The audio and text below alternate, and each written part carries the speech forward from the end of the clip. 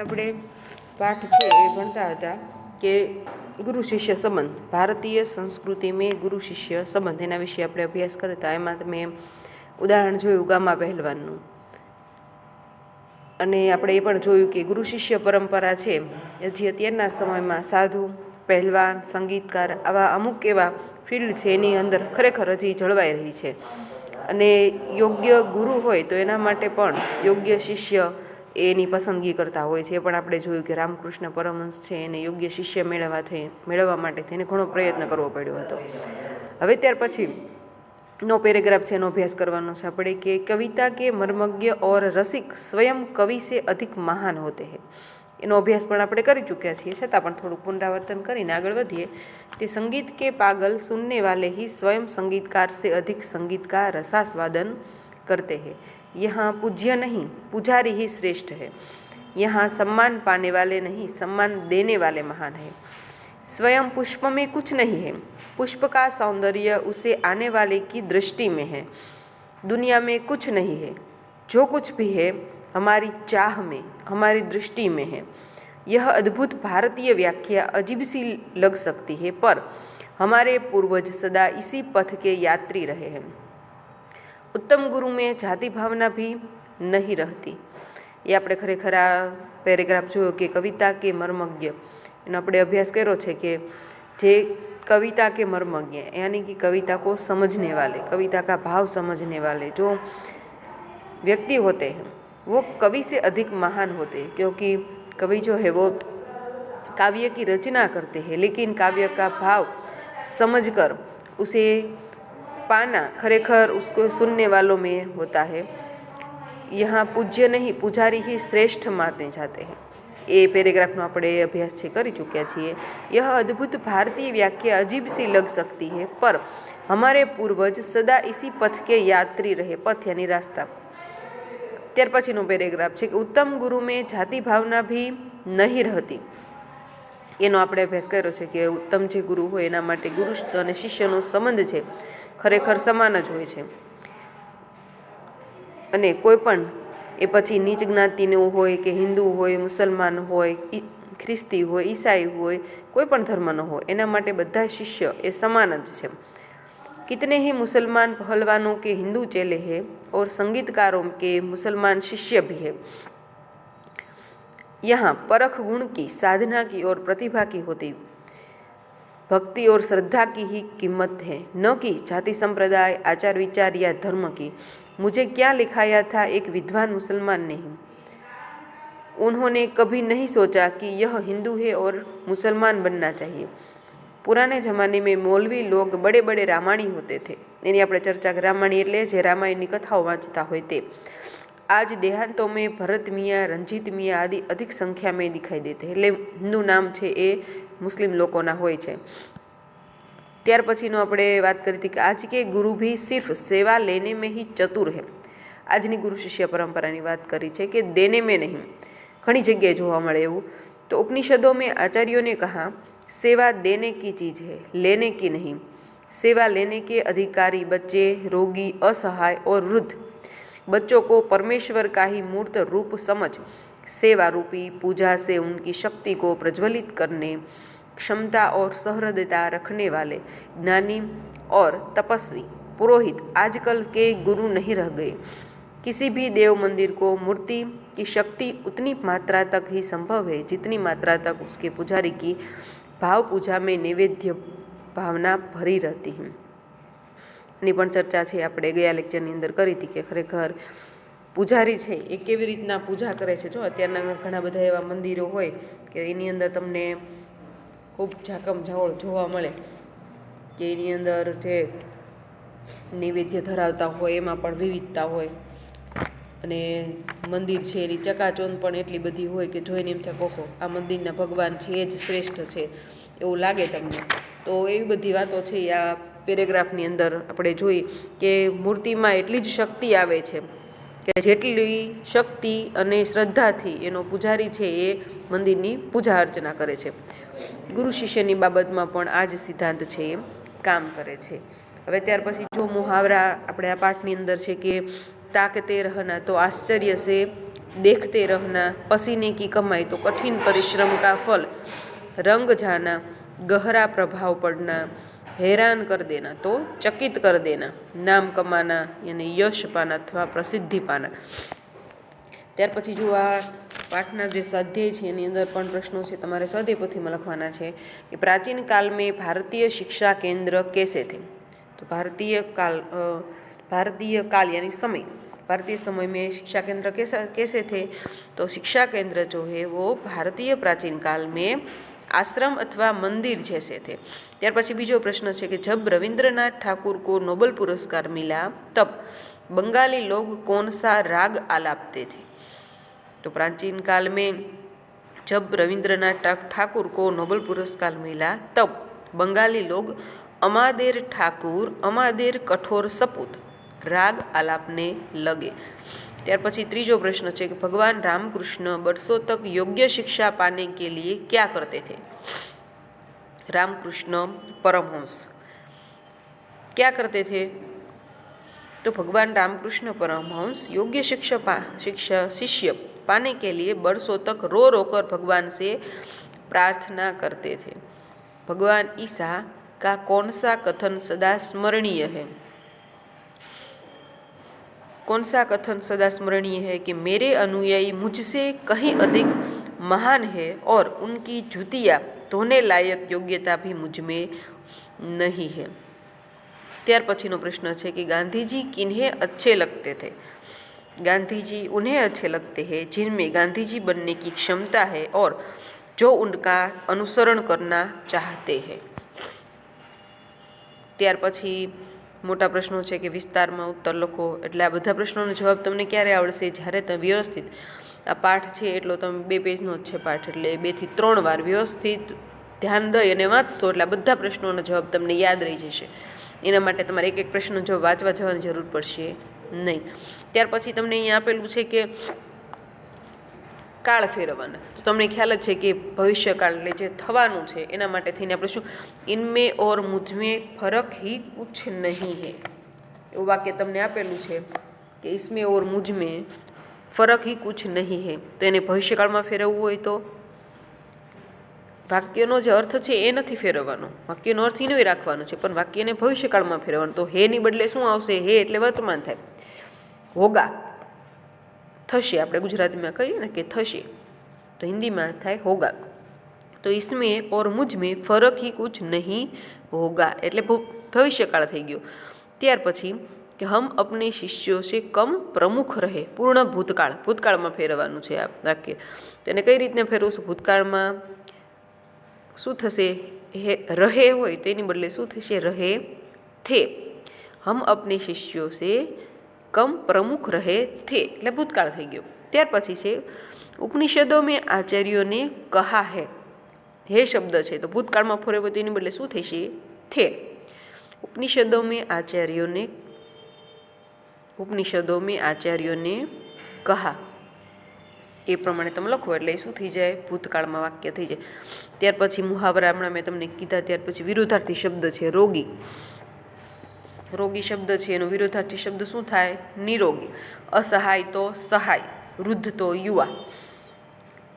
આની સિવાય પણ પર્યાયવાચી શબ્દ છે તમને ઘણા બધા છે એ પૂછાતા હોય છે કે ઉત્તમ, ઉત્તમનો પર્યાયવાચી શબ્દ શું થાય, શ્રેષ્ઠ। બોલબાલા તો પ્રચલન, સાક્ષાત તો પ્રત્યક્ષ। શુલ્ક, શુલ્કનો સમાર્થી શબ્દ શું થાય, ફીસ, જે તમે સ્કૂલની ફીસ ભરો છો તે। બીજું છે 5મું નિજી તો અપના, ચેલા, ચેલા શબ્દનો અર્થ થાય શિષ્ય। ત્યાર પછી વિરોધાર્થી શબ્દ છે રોગી તો નિરોગી, આપણે હમણાં વાત કરીએ એમ। પ્રારંભ તો શરૂઆત। ભાવવાચક સંજ્ઞા પણ પૂછે, ખાસ ભાવવાચક સંજ્ઞા જો તમારી એક સ્વાધ્યાય પોથી છે એમાં આપેલી થશે ભાવવાચક સંજ્ઞા। નિમ્નલિખિત વાક્યો મેં ભાવવાચક સંજ્ઞા બતાવી એવો તમને પ્રશ્ન પૂછે તો તમે ભાવવાચક સંજ્ઞા કોને કહેશો, કે જેની અંદર કંઈક ભાવ બતાવતા હોય, પછી સુખ દુઃખનો હોય કે કંઈક સુંદરતાનો હોય, કોઈ પણ હોય। तो તમને પ્રશ્ન એવો પૂછે કે પરાये के सौंदर्य को देखकर लोग मोहित हो जाते हैं, तो એની અંદર તમે શું લખશો, સૌંદર્ય, સૌંદર્ય શબ્દ છે સુંદરતાનો ભાવ છે એટલા માટે થઈને ભાવવાચક સંજ્ઞા કહેવાય। ત્યાર પછી આપ अपने अमुक शिष्य से ही लड़कर विजय प्राप्त करके दिखाओ। आप अपने अमुक शिष्य से ही लड़कर विजय प्राप्त करके दिखाओ।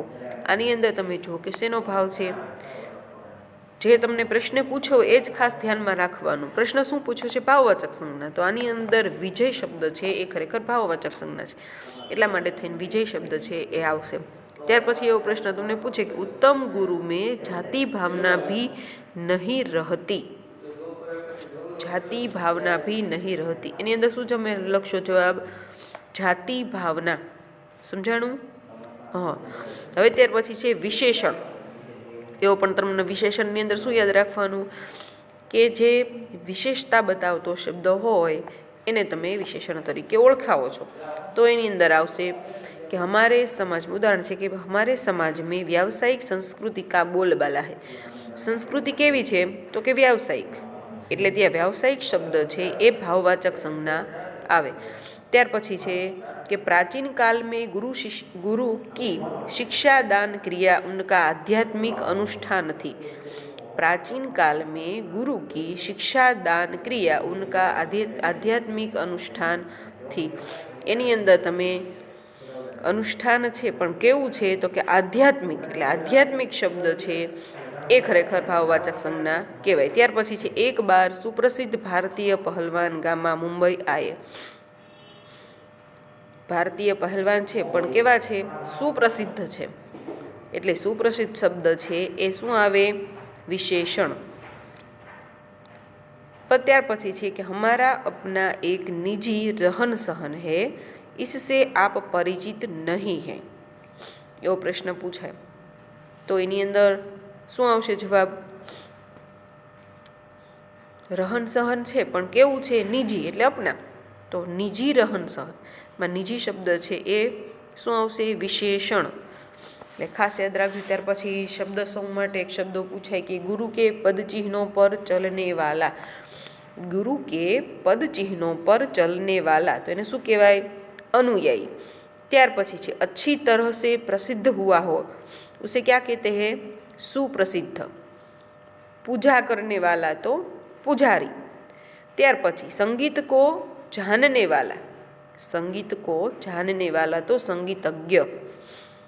जमीन और आसमान की मिलने वाली आभासी रेखा, जमीन और आसमान की मिलने वाली आभासी रेखा, उसे क्या कहते हैं? क्षितिज। खास याद रखजो, जमीन अने आकाश ज्यां मळता देखाय एने शुं कहेवाय? क्षितिज। गुजरातीमां पण क्षितिज ज कहेवाय। એટલે આ રીતે તમારે આ પાઠની સ્વાધ્યાય પોથીમાંથી પણ કંઈ પણ પૂછાય તો એ રીતે તમારે લખવાનું રહેશે। હવે જો ત્યાર પછી આ 16મું પ્રકરણ આપણે ચેપ્ટર છે એ પૂરું કર્યું।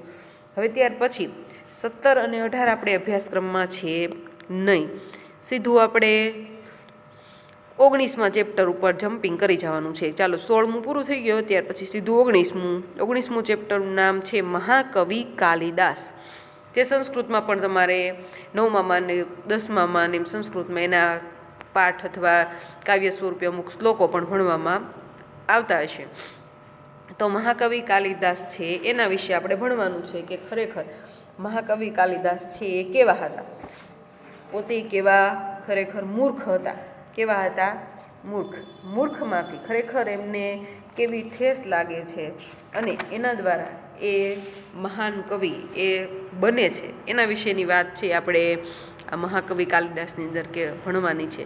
જો તમારી વડીલો પાસેથી પણ ઘણી બધી વાર તમે સાંભળતા હશો કે ઘણા બધા અત્યારે તમારે કુટુંબની અંદર કંઈક જોબ કરતા હોય અથવા સારો એવો કંઈક વ્યવસાય કરતા હોય તો એ નાના હોય ત્યારે ખૂબ તોફાની હોય, ભણવામાં સાવ નબળા હોય એવું પણ બને, અને જ્યારે એ યુવાવસ્થાએ પહોંચે ત્યારે ખરેખર એ કંઈક સારો વ્યવસાય અથવા સારી જોબ છે એ કરતા હોય છે। એટલે એવી બધી વાતો પણ તમે સાંભળતા હોય। તો એવું જરૂરી નથી કે તમે અત્યારે ઘણા વિદ્યાર્થીઓ ભણવામાં હોશિયાર હોય ને ઘણા નબળા હોય, તો પણ કોઈને કોઈ એવો બાબત હોય કે એની અંદર વિદ્યાર્થીઓ છે એ પોતાની આવડત છે બતાવતા હોય છે। એટલે એવું જરૂરી નથી કે બધા ફરજિયાત ભણવામાં હોશિયાર હોય એ જ આગળ જઈ અને મોટા થઈ અને સારો વ્યવસાય કે એવું કંઈ કરી શકે। એટલે ખાસ એ માટે જ આ પાઠ છે તમારે અભ્યાસક્રમની અંદર મૂકવામાં આવ્યો છે કે મહાકવિ કાલિદાસ છે એ ખરેખર જ્યારે યુવાવસ્થા એટલે કે 25 વર્ષની આસપાસની એમની ઉંમર હતી ત્યારે સાવ નિરક્ષર હતા. કક્કાનો ક પણ તેમને આવડતો નહોતો અને જે ડાળખી ઉપર તેઓ બેસતા એ જ ડાળખી તેઓ ભાંગતા હતા. પરંતુ જ્યારે એમના લગ્ન થાય છે અને ત્યાર પછી એમની જે અવસ્થા થાય છે, આ જે નિરક્ષર હતા અને ત્યાર પછી મૂઢ હતા ને એના લીધે જે એમને ખરેખર સાંભળવું પડે છે ને એને ઠેસ વાગે છે. ઠેસ વાગે છે એટલે કે એવું નહીં કે કાંટો પગમાં આવ્યો અથવા પથ્થર પગમાં આવ્યો તેના લીધે ઠેસ વાગે, પણ માનસિક રીતે જે એમને આઘાત લાગે છે કે એનું ભણતર નથી, એનામાં આવડત નથી, એના લીધે ખરેખર એ પછી એ મહેનત કરે છે ને મહાકાળી દેવીની એ પ્રાર્થના પૂજા કરે છે. ત્યાર પછી એમને જે જ્ઞાન પ્રાપ્તિ થાય છે એ ખરેખર ખૂબ મહત્ત્વની વસ્તુ છે. એ બધો અભ્યાસ છે આપણે આની અંદર આ મહાકવિ કાલિદાસ છે એને પાઠની અંદર કરવાનો છે. અને સંસ્કૃતના આ મહાન કવિ કાલિદાસ છે તો એમને ઘણી બધી રચનાઓ છે સંસ્કૃત સાહિત્યની અંદર પણ ખૂબ જ વ્યવસ્થિત કરેલી છે. એની અંદર જુઓ મહાકવિ કાલિદાસ છે એની કુલ 7 કૃતિઓ છે, આપણે પાઠની અંદર જ ભણવાનું છે. એમની કૃતિઓના નામ અને એમાં શું રચના કરેલી છે એટલું જ ભણવાનું છે, ડિટેલમાં નથી બહુ, પણ નામ યાદ રાખવાના કારણ કે એક્ઝામની અંદર આપણને પૂછે. તો મહાકવિ કાલિદાસ છે એ સંસ્કૃતના મહાન કવિ કહેવાય છે અને આ સંસ્કૃતના કવિ છે એમને કુલ 7 છે કૃતિઓની રચના કરેલી છે. એમાં 2 ખંડકાવ્ય, 3 નાટકો અને 2 મહાકાવ્ય છે. સંસ્કૃત સાહિત્યના જે 5 મહાકાવ્યો ગણાય છે, 5 મહાકાવ્યોમાંના 2 મહાકાવ્યની રચના મહાકવિ કાલિદાસે કરેલી છે. એટલે આ ખાસ બધું યાદ રાખવાનું. એની અંદર જુઓ ઋતુસંહાર અને મેઘદૂત નામના 2 ખંડકાવ્યો છે અને નાટકોની અંદર માલવિકા અગ્નિમિત્ર, ત્યાર પછી વિક્રમોર્વશીયમ અને અભિજ્ઞાન શાકુંતલ, આ બધું જ તમારા પાઠની અંદર છે. બધું સમજાવીશ સરસ મજાનું. 3 નાટકો છે. ત્યાર પછી કુમાર સંભવ અને રઘુવંશ, આ 2 છે એ મહાકાવ્યો છે સંસ્કૃત સાહિત્યના. એટલે આ બધું પણ ખાસ આપણે સરસ મજાનું બધું ભણવાનું છે. ત્યાર પછી તમને ખબર જ છે કે સંસ્કૃત સાહિત્યના જે કોઈ પણ કવિ હોય તો એનો જન્મ વિશેનો કાંઈ પણ ચોક્કસ ઉલ્લેખ છે એ આપણને જોવા મળતો નથી. એટલે આ બધું ખાસ છે એ ધ્યાન રાખવાનું રહે. અને ઉજ્જૈનની અંદર તેમનો જન્મ થયો હતો એવું આપણને એની દંતકથાઓ અને એમણે જે કંઈ રચનાઓ કરેલી છે એની ઉપરથી જાણવા મળે છે. કારણ કે જે વ્યક્તિ હોય જ્યાં ગયો હોય અથવા જ્યાં રહેતો હોય એના વાતાવરણ વિશે જ એનું જે લેખન કાર્ય હોય એમાં ચર્ચા કરતા હોય છે. તો એવી જ કંઈક વાત છે એ મહાકવિ કાલિદાસ પોતાની કૃતિઓની અંદર કરે છે. હવે જુઓ, હવે આપણે આવતા લેક્ચરની અંદર મળશું ત્યારે આ મહાકવિ કાલિદાસ વિશેનો જે પાઠ છે એ સરસ રીતે તમને સમજાવીશ. ત્યાં સુધીમાં તમારે હોમવર્કની અંદર 16મો પાઠ છે 3 વાર વાંચવાનો, ત્યાર પછી એનો સ્વાધ્યાય ને બધું સ્વાધ્યાયપોથીમાં લખવાનું. કારણ કે જો હવે સ્કૂલો ખુલવાની છે તો આ બધું જ અમે ચેક કરશું. એટલે જેને લખવાનું બાકી હોય, જેટલું બાકી હોય વ્યવસ્થિત સારા અક્ષરે લખવા માંડજો. કારણ કે તમે જેવા સ્કૂલે આવશો એટલે વધીને 2 થી 3 દિવસની અંદર અમે બુક છે એ બધી જ ચેક કરશું. એટલે ખાસ યાદ રાખજો બધા વિદ્યાર્થીઓ.